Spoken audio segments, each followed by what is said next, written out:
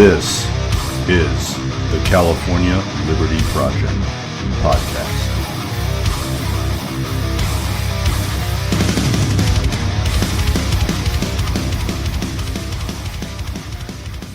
Welcome back to the California Liberty Project. I appreciate everyone for joining us once again on this growing California podcast, where we talk about ideas and policies, strategies and tactics that will help us live free and help us live with liberty. Today, once again, I've got a great guest. I've got Edward Ring with me here as my guest from the California Policy Center. So first and foremost, I want to say welcome and thank you very much for your time, Edward. Yeah, thanks for the invitation. It's good to be here. Very good. And so last week we had the privilege of speaking with Lance Christensen of the California Policy Center, and we primarily focused on educational policies. We talked about parental notification, parental rights, and some of these hot topic issues, very much in the news right now here in California, debated and discussed. And that was a great conversation. But could you take maybe just a minute and tell us a little bit about your background and your history with the California Policy Center and what, once again, what that organization does here in California? Well, our primary reason for starting up 10 years ago was we saw what was happening with public sector unions, particularly in the area of public education, and felt like it was important to try to educate teachers as well as parents about the rights they have to make sure that they're represented in a way that is truly reflects their own beliefs and ideologies.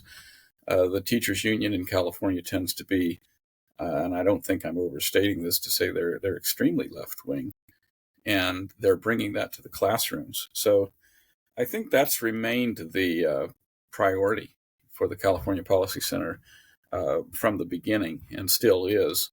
My role is shifted probably in the last 3 or 4 years to try to look at energy and water issues in the state and to promote the concept of abundance instead of rationing, and the idea that conservation is not enough. Conservation is a good idea as long as it's not taken to extremes.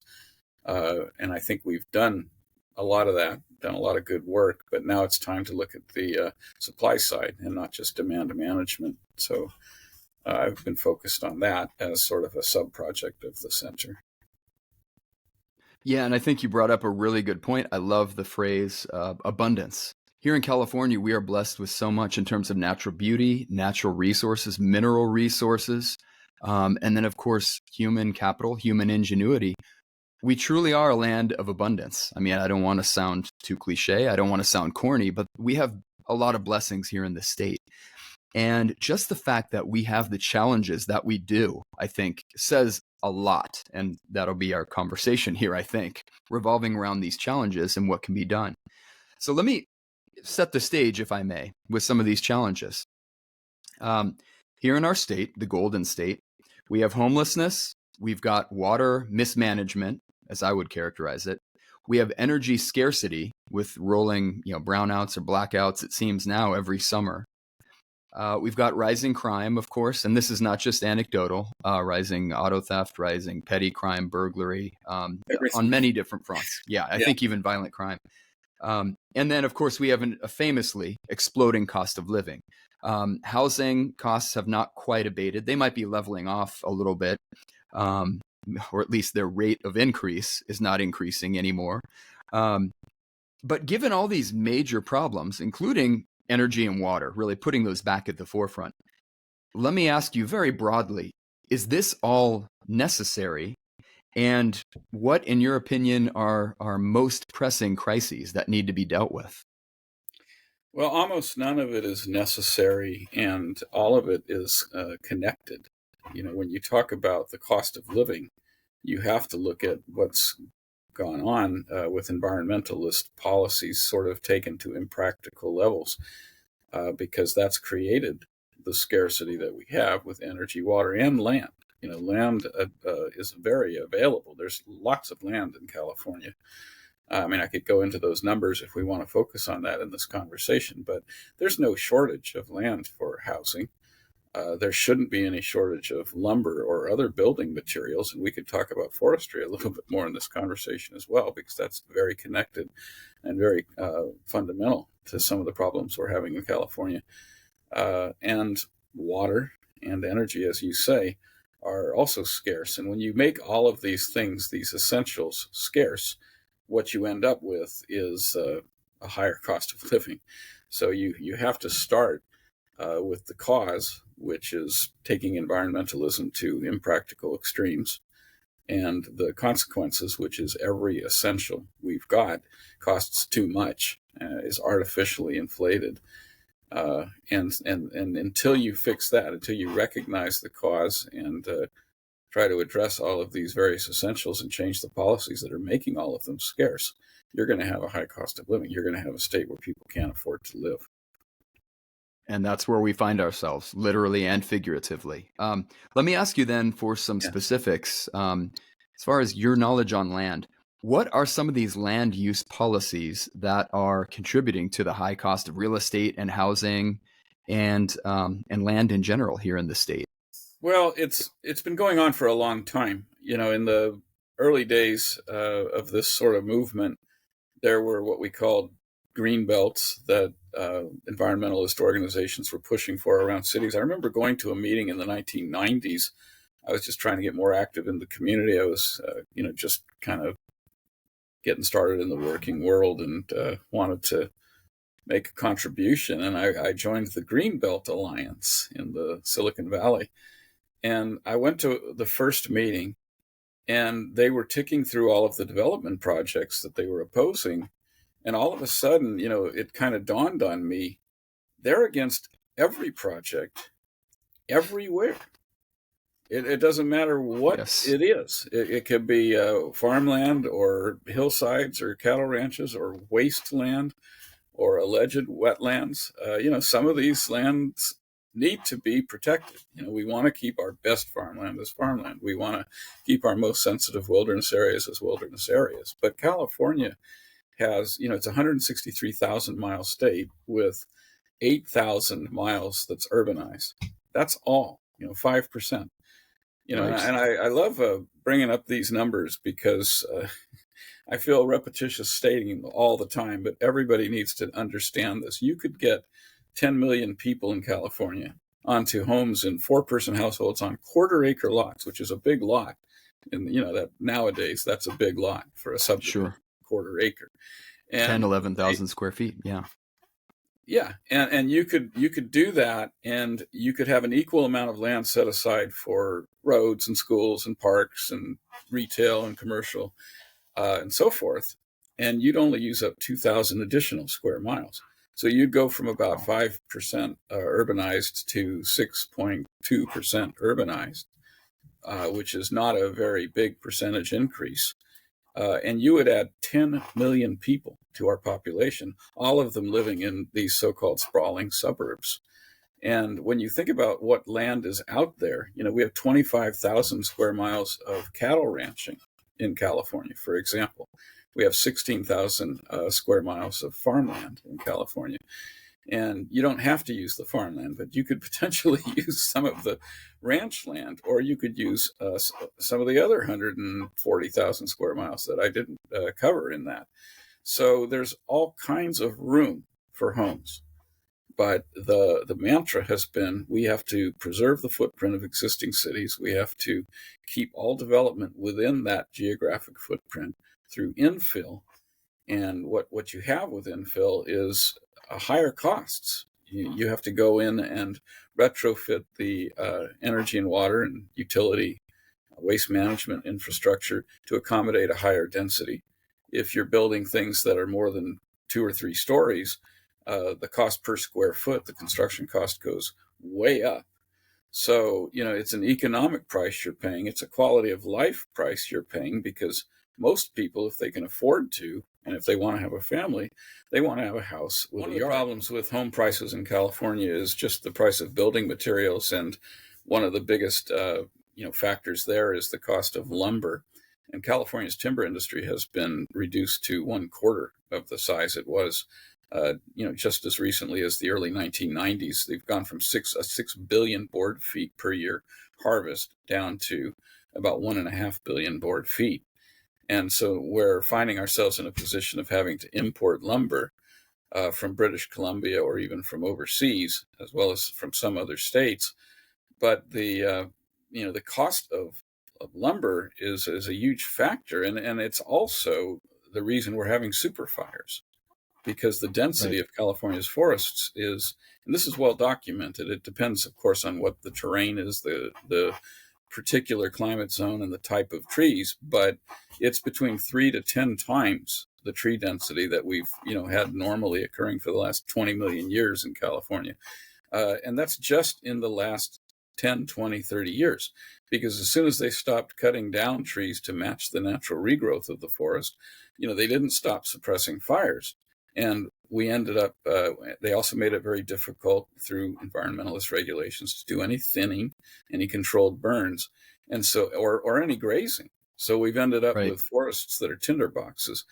And, you can't just let the forests burn to get back to normal at this point, because there's so much fuel. They're so overgrown that they'll just burn to the ground. So we have to go in and start thinning these forests again. And I know that's sort of kind of peripherally related to what we're talking about, but it's a pretty fundamental problem in California. And it doesn't make any sense, because when you harvest lumber, I mean, if you're concerned about CO2, I think CO2 helps plants grow. So I'm not Sure. as concerned about CO2 as some people may be. But if you're concerned about CO2, you should be in greater favor of timber harvesting, because you're Right. sequestering the carbon in the lumber for centuries. I mean, these Right. wood frame homes they're built to last. And so, on a lot of levels, it's too bad that we can't get our forests back to proper management. It certainly affects the price of homes. Yes, and I think a really key point that it sounds like we're in agreement on would be that, with the timber industry, it's fundamentally an easily sustainable industry, because obviously if you have regions that grow trees for, I don't know what the period is, 5 to 20 years. I don't know all the ins and outs of the timber industry, but these can be cyclically, kind of moved from one place of harvesting to the next over generations, and you just keep replanting. And as you mentioned, even on a natural, or maybe even due to some neglect from humanity and from society, these forests have become very, very dense, ironically, Yeah, that's right. almost too dense for human beings to live in towns right next to them. Now, of course, in nature, everything gets taken care of, whether it's summer thunderstorms, the monsoon, or whatnot, lightning strikes causing natural wildfires, hence thinning out the forest. We don't allow that to happen, obviously, because we don't want human beings and their dwellings and society to burn down. But it's a strange way that we've intervened, yet we also handcuff ourselves as a society. We can't even take part in planting and replanting trees in a sustainable timber industry. It's hilarious, because it's the ultimate kind of green industry. And as you pointed out, these trees, wood is a store of carbon, unless you're combusting it, which I tend to be for anyway, because that tends to lead to human flourishing. But yeah, you raise a very good point. It just seems like in general, we've got leaders or rulers who want to handcuff us, handcuff industry, handcuff progress that in many senses just leads to human flourishing. Being able to build homes where we shelter ourselves from Mother Nature in wintertime, or shelter ourselves from the summer sun in summertime. I don't fully get it. Maybe I have some thoughts about that. I do, but it really is a shame. And I think you're absolutely right to tie it to the price of living here, the cost of living in general. Yeah. And I suspect we agree as well that California, particularly a lot of the beautiful places along the coast and in Lake Tahoe, so many of our beautiful regions are very desirable, and they would tend to be more expensive to live than the rest of the country. But what we've done to ourselves is just rocket ship those prices, right to the moon. And it's a mix of bad policies, I think. You're bringing up Also, something that's very yeah, pertinent, which is uh, behind the environmentalist movement, there's a lot of different factions with different motivations, but some of Yes. them, and especially off the record, will very explicitly state that we don't want California to increase its population. We Sure. like it just the way it is. And, you can roll off of there all kinds of logical inferences. I mean, the people, the same people who are so concerned about the environment are also very concerned about racism and equity. But what we have is a legacy population of older white people who bought their homes when they were affordable, and then they only get a 2% escalation in their property taxes every year. So they don't feel Sure. any consequences of high taxes. And meanwhile, nobody can move in. So Right. you have all of these sort of white preserves in the state, which ironically are filled with liberals who care deeply about equity and trying to provide upward mobility for other people. It's like the old metaphor of you kind of built the treehouse and you climbed up in there, and then you pulled up the ladder and no one else can come in. Right. And that has nothing to do with the environment. They just happen to go hand in hand. Sure. And you have to be aware of that when you're trying to figure out how to get through to voters and how to change the sentiments of the electorate. You have to maybe explain to people in communities that are, hoping to aspire to some upward mobility. A lot of so-called disadvantaged communities, any low-income communities, it doesn't matter what ethnicity they are, they need Sure. to understand that these environmentalists that are scaring the heck out of their children about climate change and so forth also have a hidden agenda, which is they don't want you to get what they've got because they're afraid it's going to spoil their landscapes. They're not going to have Right.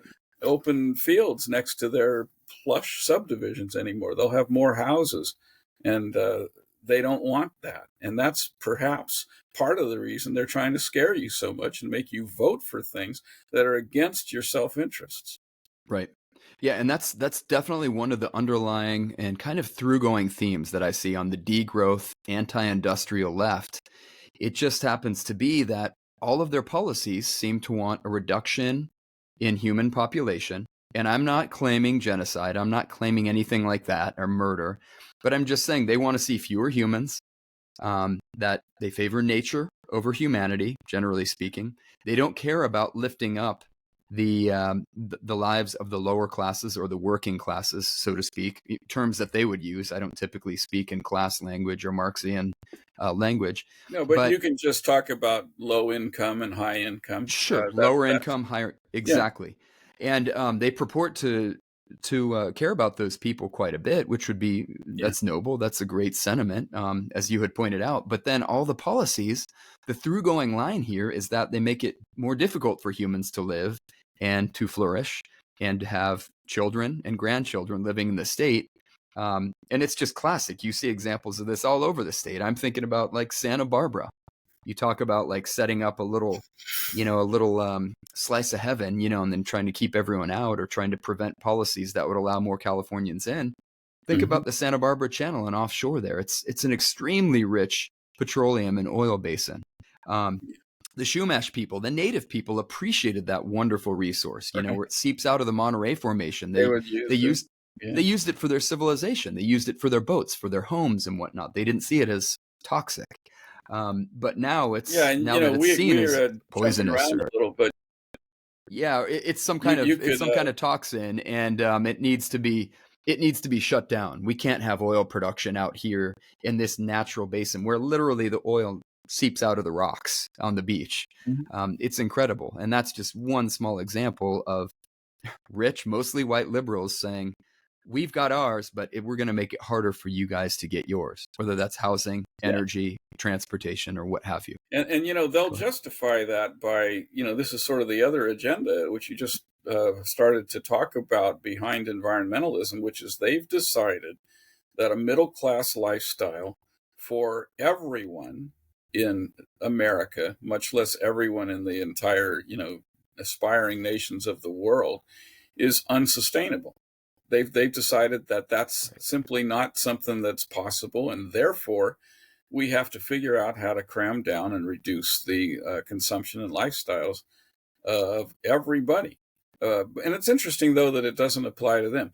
And Right. you could almost say, well, if you made it a ruthless meritocracy where, if I earn enough money, I can still, have a decent lifestyle. There might be some element to, cruel though it would be, there might be some element of fairness there, but it's not. They've got it where they're protected in their communities with Prop 13. And by the way, I'm a fan of Prop 13. I don't want to As am I. get rid of Prop 13. God help us if they get rid of Prop 13, because they haven't got any of their spending under control. And you can't talk about any taxes until you get spending under control. But they're privileged, and they're privileged in all of the ways that it's so ironic. They're privileged, extraordinarily privileged, because they got in first. And now they want to make it impossible for everyone else to have those things. But the real question then is, well, is that true? Is a middle class lifestyle sustainable, or isn't it? And I think it is. When we look at California and we look at what it would take to have abundant energy and abundant water and abundant lumber and deregulate land, because we've got plenty of abundant land. Right. You look at all, and I brought up the idea of 10 million people moving in here. We know it wouldn't be that big of a geographic footprint. So how much more water and how much more energy would we need? And the answer is, it's not that much, because urban consumption of water, for example, is only about 10% of the water that we withdraw from our rivers every year. That's right. So if you add another 10 million people, you're talking about, instead of 7 million acre feet a year for urban supply in the state of California, you might go up to 8.5, or go all the way to 10. The 1957 water plan actually provided for 10 million for the cities and 30 million for the farms. And right now, 40 million for the farms. They wanted to have a reliable perennial supply of water of 50 million acre feet a year. Since then, what's happened is we're reserving a lot of water to just re-release to the rivers for the environment, which isn't always a bad thing. I don't want to make this black and white, but I think they are going to an extreme there in some cases. And we're only at 30 million for the farms, and we're only at 7 million for the cities. So if you went back to the original plan, if you figured out how to do that, and we can talk about all the water supply projects that are possible, we can do that. There's no question about that. You would be, you'd have an oversupply of water to the farms, an oversupply of water to the cities. Yes. And you'd have 10 million more people. You'd have 50 million people living in California. And you know what? If you spread them out in nice suburbs sprinkled around, in some of the areas of the state where there's all kinds of land, people wouldn't feel like the state was getting too crowded. Sure. Because you wouldn't be, the way it is today, they're building every spare scrap of land they've got inside every urban area. They're building mid-rises, and low-rises where they're getting, 20, 30, 40 units per acre. And That's people right. are driving around and the traffic's crazy and they're going, the state's too crowded. No, it's not. The state's not crowded. The cities are crowded because we won't let anybody build anything outside of these cities. So they're building inside of these cities. So all of these concepts need to get out to a wider audience, and voters need to understand we're not running out of room. We're not running out of resources. And we wouldn't feel like we were overcrowded if they would quit forcing us to do all of our development inside existing cities. Yeah, that's a great point. And it comes back to abundance. We are blessed with so much here. And isn't it amazing, too, that, I'm thinking of the Bay Area. I'm thinking of San Francisco. Where do they get their water from? Well, I don't know all the ins and the outs, but they get it largely from Hetch Hetchy, right? That reservoir that flooded out a beautiful part of Yosemite that they would never allow to happen today to accommodate a brand new liberal city, like 85% Democrat. And that's fine. That's where they live. But just the sheer hypocrisy, or the boxing out. We got ours 100 years ago, whenever they did that to Hetch Hetchy. They've got theirs in pristine, beautiful Yosemite wilderness. But yet if a San Joaquin Valley farmer, or if some of the mid-sized cities in the valley, the Central Valley, if they're having water problems, if their community groups even say, hey, we want to dam off this river, or we need to create a new reservoir, coming out of the western slope of the Sierra Nevada, then it's almost a religious level of fervor, isn't it? Hellfire and brimstone. You can't touch the beautiful, pristine environment. Meanwhile, look what they're benefiting from for their large liberal cities in the Bay The Area. the San Franciscans from the Mid Peninsula all the way through to the city of San Francisco get 325,000 acre feet a year from Hetch Hetchy, and it's Okay. a high altitude reservoir surrounded by some very high, glaciated peaks. So it's pretty drought proof water as well. If it's going to be one of the last places you don't have reliable water supply, even if we had a drought that lasted 10 years, for example. Right. Right. So if and meanwhile, you're right. These are the same people who are saying, let's take out those dams on the Klamath River. They want to take out dams on the Eel River. Yeah. And one of those dams, it's a little dam. It's just a diversion dam, but they move 70,000 acre feet of water south into the Russian River watershed every year. And the farmers in the Russian River, and they're growing hops and they're growing grapes, and there's a great farm economy down there. Yeah. Yeah. And they're not going to get that water anymore if the environmentalists, Yeah. if they Yeah. get their way. Right. And it's again, every time you talk about this stuff, you can just, there's all these tangents that you can go down, like that are all illustrative of this incredible hypocrisy Right. and also incredible selectivity. This fact matters to us because it helps us fulfill our agenda, but this one doesn't. I mean, along the Eel River, the illegal pot farms, they're using up tens of thousands of acre feet, but they're Right. not going to go through there and stop that, because that's not part of their agenda. They'd rather go after the agribusiness in the Russian River watershed, because that's bad. And where does it end? I'm starting to ramble here, so stop me if I need to get more focused. But the war on farmers in California is criminal. Oh, I yeah. talked with farmers up in the Klamath Basin, and what's going up there is just it's really bad. There's Yeah. 200,000 acres of really good high altitude cropland for you grow barley and you can grow garlic, and there's a lot of high altitude crops that it's the best land in the world to grow this stuff.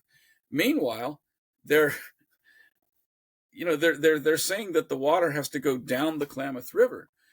The farmers get water from the aquifers from the Tule Basin up in Modoc County. And what happens, and it's been happening again for millions of years, is when the upper Klamath River got floods, the floods would overflow the banks and it wouldn't go downstream to the ocean. It would go into the Tule Basin. And that's where the farmers have given up, I think, 50, 60,000 acres to preserve that basin. And that was farmland, but they gave it back. It's been rewilded, and they can use the water that percolates when the flooding occurs to water their crops. And it works. Right. A really nice balance has been achieved. And as soon as they made that deal, the environmentalists turned around and said, no, we've got to take out the dams in the mid Klamath. We've got to get all of that water from the upper Klamath to make its way downstream instead of doing what it's done historically for millions of years, because we're trying to save the salmon. And the salmon never ran into the upper Klamath, which is another thing that's no journalist in America is writing about this. They're not only taking out those 4 dams, they're taking out lava flows that are tens of millions of years old. And when the lava flowed across the course of the Klamath River, separating the upper and lower Klamath, the salmon stopped going into the upper Klamath, and the red trout evolved in the upper Klamath instead. They're going to they're going to demolish these lava flows merely on the possibility that the salmon will then start migrating upstream. They're modifying nature in radical, destructive, extremely expensive, and very speculative ways, on a theory that it's going to help these salmon. And meanwhile, they're killing the farming industry in the upper Klamath Basin. And that's just one story. This is happening all over the state. Yeah, that's right. And it's funny because these planners or these people that think they can figure every last bit of society out, that there's no organic knowledge, but they think that they can calculate it all out. For example, down here farther south, almonds are a huge crop, more in the southern San Joaquin and central San Joaquin Valley. And it's funny because periodically during these droughts, they'll come at you with bizarre and totally crazy numbers. Like, do you know how many gallons of water it takes to produce one almond? And you put the microphone in front of Joe Schmo in the street, or even me, and we're like, I don't know, isn't this all taken care of in the price of the almond? I mean, hasn't the market priced this in? I don't have that knowledge. I thought isn't there a knowledge problem? Mises and Hayek worked on this, like 80, 100 years ago. We can't know. Who cares? But they take this and they say it takes more than a gallon for one almond. And people are like, I guess that sounds bad because it's so tiny. But it's funny because you'll see the left or this socialist mentality, and they do that with everything. They'll throw it at us with the average cost of a typical worker in an industry versus the CEO. Those numbers. And I don't mean to go on a tangent, but it's so funny because it's like, well, okay, so the CEO makes 300 times the average worker. I don't know. Maybe that's right for that particular company. Maybe the CEO adds that much more value, or maybe not. But it doesn't matter. And we don't know what to do with that information.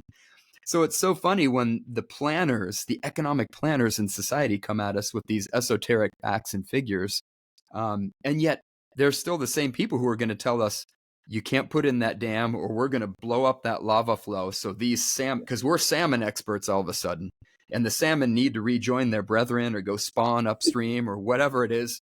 And it's like, who assumes they have all this knowledge to be able to like flip every lever and every switch in the natural world? It's a form of hubris, in my opinion.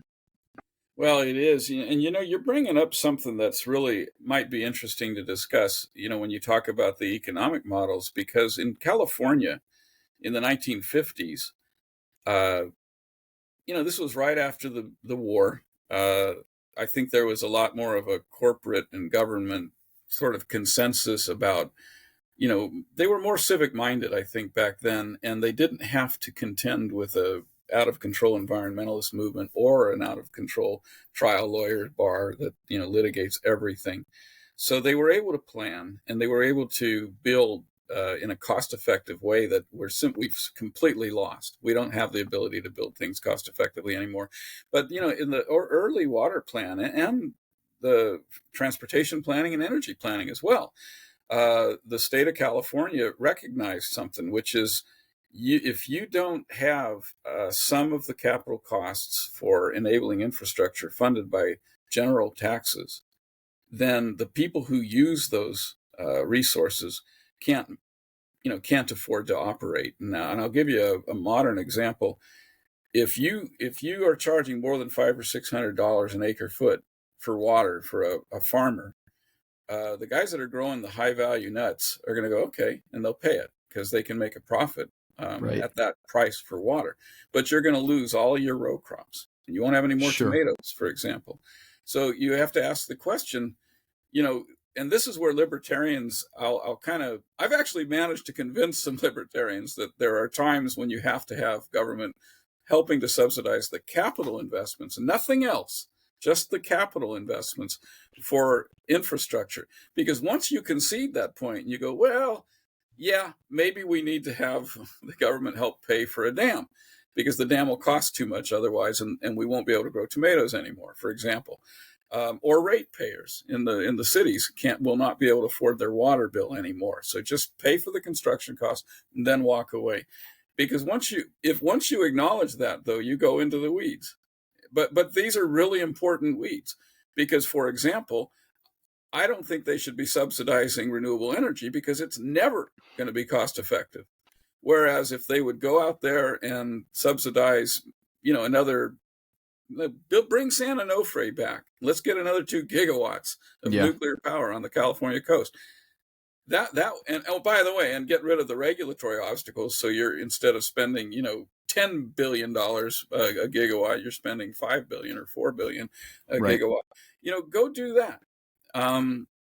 Because what you're going to get in return is, 100 years, 80 years, whatever, of very inexpensive power. That's going to you're going to get all kinds of options. You can do this. You can make the same arguments with water. Right. And that's an interesting economic question, though. Because it is. It You is. know? And I want to just jump in there on that a little Yeah. bit because I've thought about that very problem. Human beings need a small amount of water. Each household obviously needs fresh water to live and survive and to go about day-to-day life. Certainly, that's very important. And how would an unfettered free market deal with, hashing out small amounts of water that are necessary for life for each household versus large corporate mega farms or whatnot, growing, say, almonds. We talked about almonds as an Yeah. example. Kind of these, I don't want to say boutique crops, but more Pistachios, profitable. the other one. Pistachios, yeah, that's another. They're thirsty, right? And this is a dry climate, certainly semi-arid throughout most of the state. And I think it would be really interesting to explore scenarios, even where there are different water markets, certainly based on even like levels of chlorides. And now, of course, crops as well as humans need generally fresh water, but humans need the freshest of the water, and that's highly regulated, right or wrong. But there might be a space in the market for chlorides that are a few hundred parts per million or 1,000 parts per million, depending on the crop and each niche, where you could sell that water. You have different Yeah. tiers or layers. And I think that would be something that the market could sort out. And certainly I think about the water issue too, even with desalination plants along the coast. And it's kind of like, we really don't have a water crisis. What it is just we have hyperregulation. And in my opinion, hyperregulation, government roadblocks, and then basically the market's just saying, yeah, we're not quite ready. Our economic calculus is not there yet to build desalination plants. But if things get bad enough, we all need water. I honestly think water is underpriced, at least in a lot of municipal water districts. Personally, I know that's anathema to say, but it's a very important commodity. It's scarce. It should be priced higher. And by the way, I don't believe in I don't want to say I don't believe in conservation, but I don't believe in forced rationing or conservation, because you know what? If water is priced at the way the price it should be priced at in this state where we're always in something of a drought, then no one will be out watering their driveway. There won't be any yahoos spraying water and wasting it if they're paying enough money, I think. Or if they're But willing to pay the money, they should be allowed to do that. yes, right. We're in agreement there for sure. What they could do. Remember how this doesn't happen as often anymore because they've gotten so good with broadband. But the cell phones in the early days, if you went over your minutes, you just got hosed. You'd have to pay like Yes, 10 times as much per minute. right. And they're thinking about doing that with water, and that's a mistake because while Yeah, it'll work, but it's de facto rationing. But what they could do instead is, and they sort of do this with electricity, but I think there again it's a little bit too punitive, yes, the level of the tiers. But if you could make people who, for some reason, maybe it's important to their lifestyle, maybe they have a vegetable garden, or maybe they just really want a lawn, they're willing to pay a little extra. All right, put a 10 or 20% surcharge on the water that goes over whatever the approved, quantity is. That whole thing, when you talk about, I kind of go more libertarian there, where why do you have any limit? Why do you have to do that? Why can't you right, let the market guarantee a supply? But that goes back to, if you're going to have government intervention, do you want to have it at the last mile, affecting every end user? Or do you want to just invest in a big capital project to create so much of a surplus that you don't have to micromanage the end users? right, Yeah, right. because that is a legitimate trade-off that you could be talking about. But Sure. the other thing is with water, it's not entirely fungible. So, for example, somebody that's up in the Sacramento area, they're between two big rivers, and the aquifers. I mean, you really have to work hard to drain the water supply aquifers for the Sacramento region. Right. So, Yeah. the only reason there's water shortages up there is they don't have the connectivity yet. So there might be a district, up close towards the foothills that has more water than they can use, but they don't have the means to deliver that water to people downtown, for example. And that's true statewide. We don't Right. have a good way yet. We're working on it all the time, but aren't really good ways to get water. Uh, Even now, we've built the best interbasin water transfer system in the history of the world. We move 5-10 million acre feet around every year from north to south and from east to west. And that's But the state water project that you're referring to? it's the Central Valley Project, which is federal. It's the state water project as well. And then Okay, it's the right. Colorado River Yeah. aqueduct as well. You've got the Colorado River Aqueduct, you've got the Los Angeles Aqueduct, you've got Hetch Hetchy, you've got the California Aqueduct, you've got the Delta Mendota, which is the one from Big Lake Oroville that the federal government built. And all of these aqueducts are moving water from north to south and from east to west. Sure. And they move, 5 to 10 million acre feet of water a year. But you still have problems at the regional level. When Los Angeles, before we had our wonderful wet winter, the year before that, when there was no water and they were down to 20% allocations, there were water districts that didn't have the pipelines. They were out of water. And there wasn't a pipeline that could connect them to another source in Southern California that could deliver them water. So there was some very serious rationing they were just on the brink of having to implement because they hadn't built the pipes to get water moved around. And back to your point, once you have all of that, the water gets more and more fungible. And all of a sudden you can say, all right, you might say everybody needs to start paying the same price. I mean, you still are looking at people in Northern California, you're not pumping the water south. You're not paying for all of that. And then the question is just how much do you want to put everybody in the same box? I like the idea of thinking about the state, as a unitary state.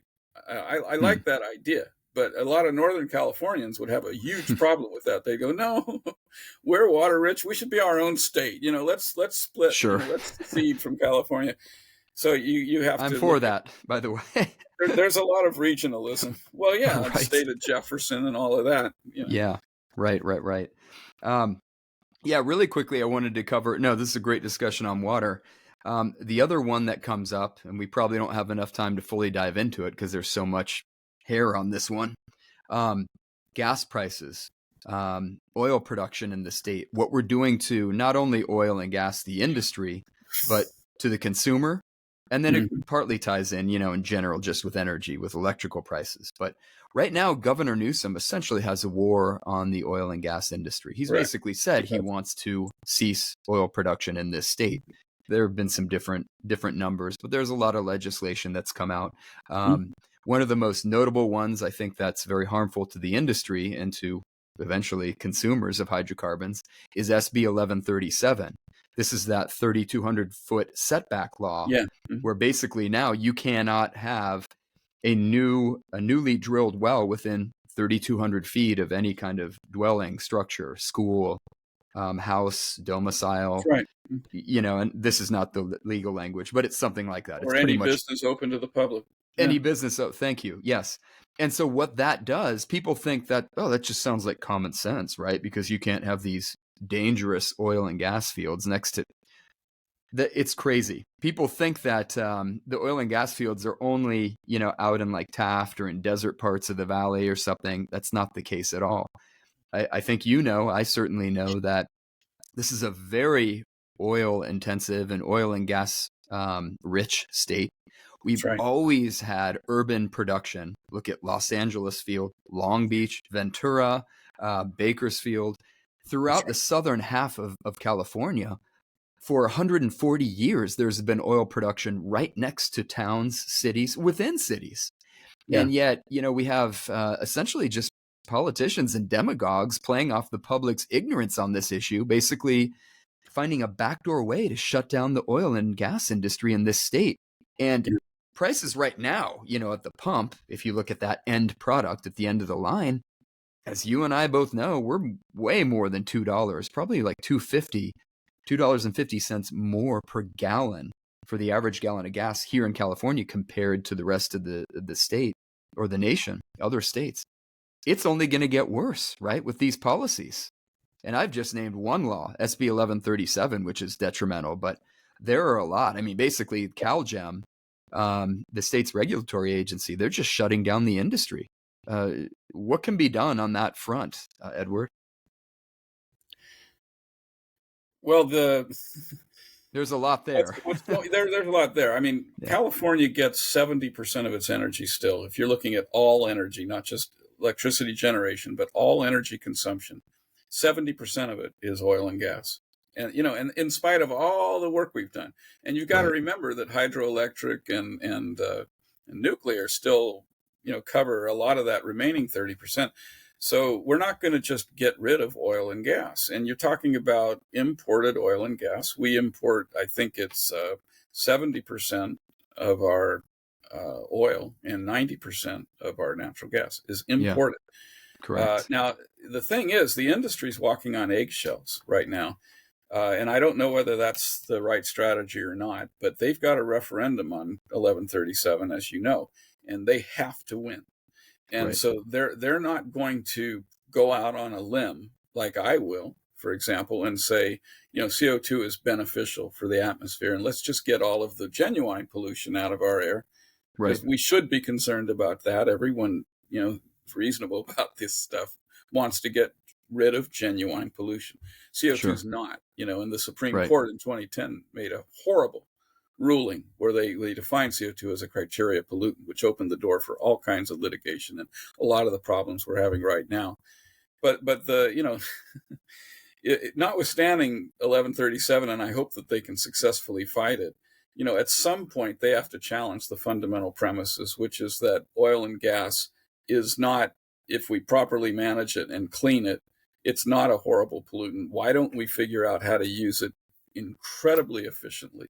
Why did they close the door on electric, anything but electric vehicles? Why don't we allow advanced hybrids that can use, a combustion engine and a smaller battery?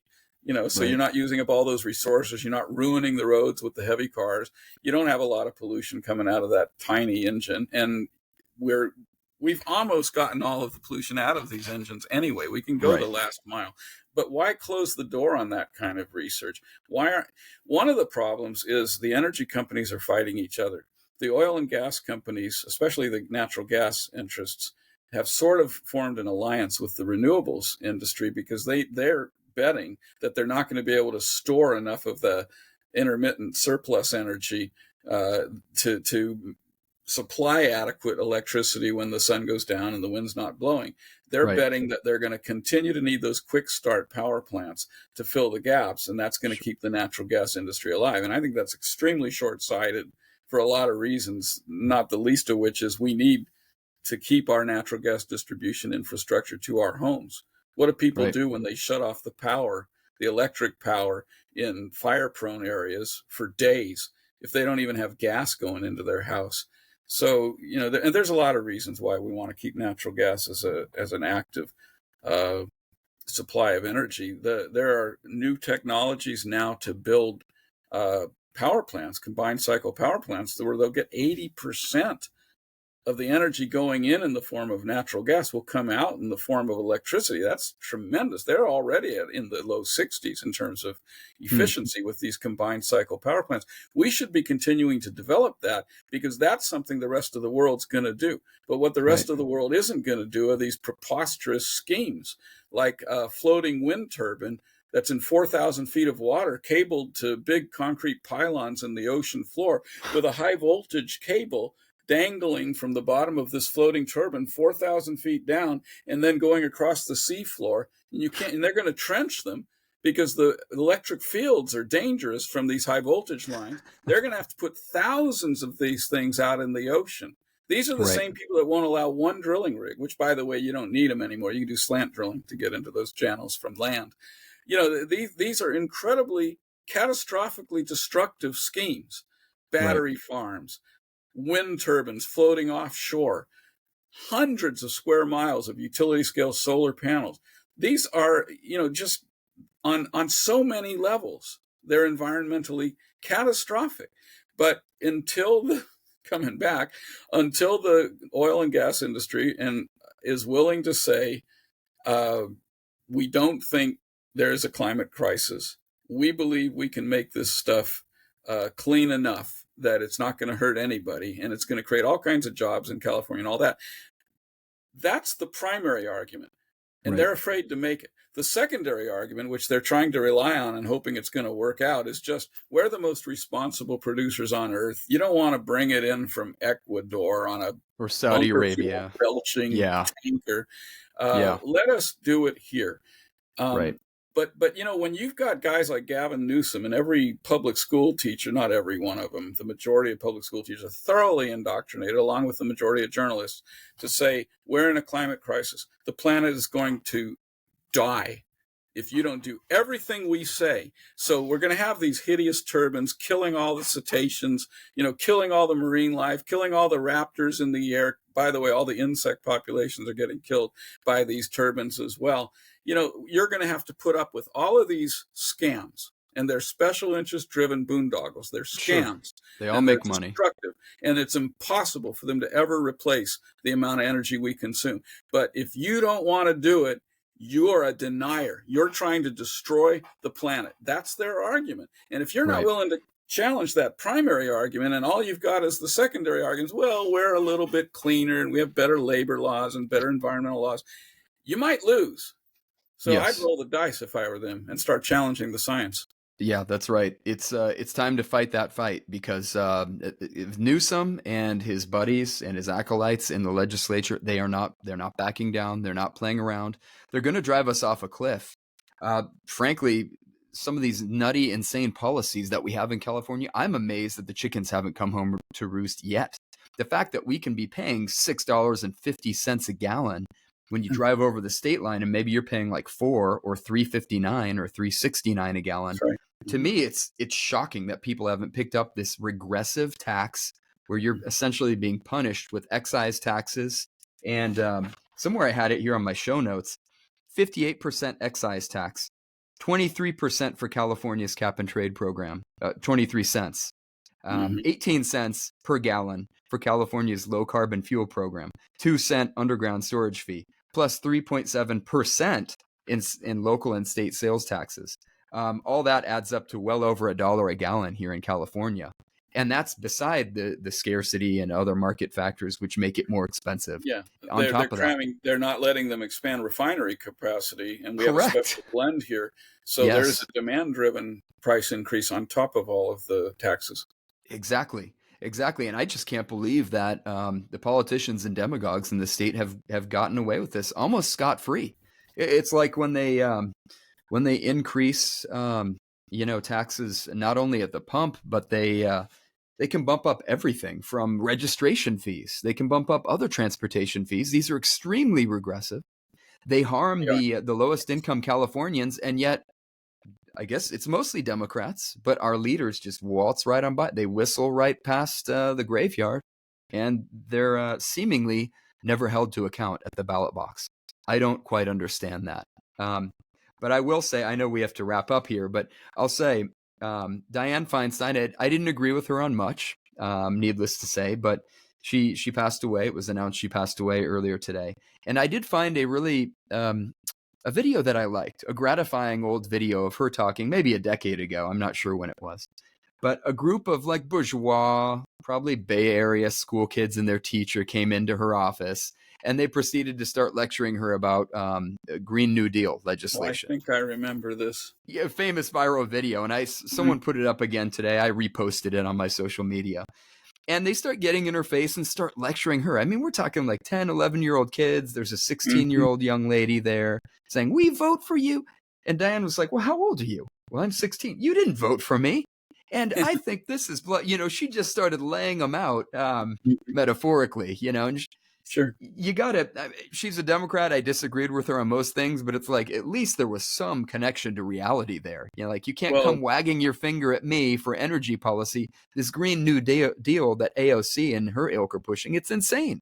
So that's gratifying to see that. If every Democrat in America was no more, leftist or Democrat than Dianne Feinstein was, we would be living in a much healthier society. She was a common sense Democrat. And no, I didn't agree with everything she stood for politically, but we were, I think that she had some things to say that, she went after the Sierra Club when they tried to stop the logging, and when they wouldn't allow for forest thinning, they would litigate to stop all of that.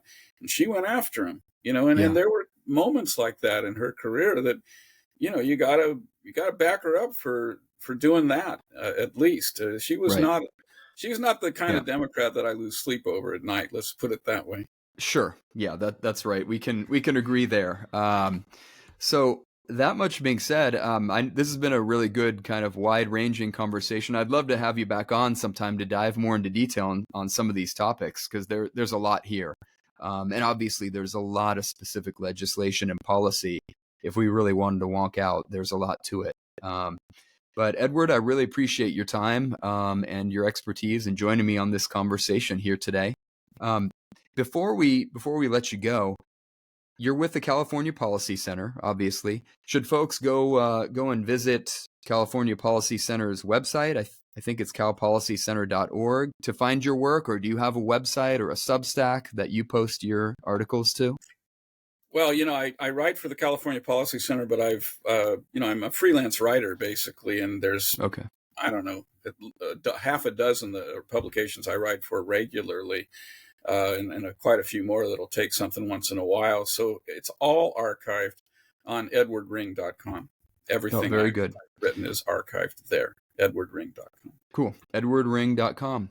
Edward, I really appreciate your time today, and thank you for joining me on the podcast. Hope you'll come back in the future. Sure, Greg. Thank you. Thank you very much. This has been the California Liberty Project podcast. Make sure to subscribe, share it with others, and follow us on Instagram and Twitter.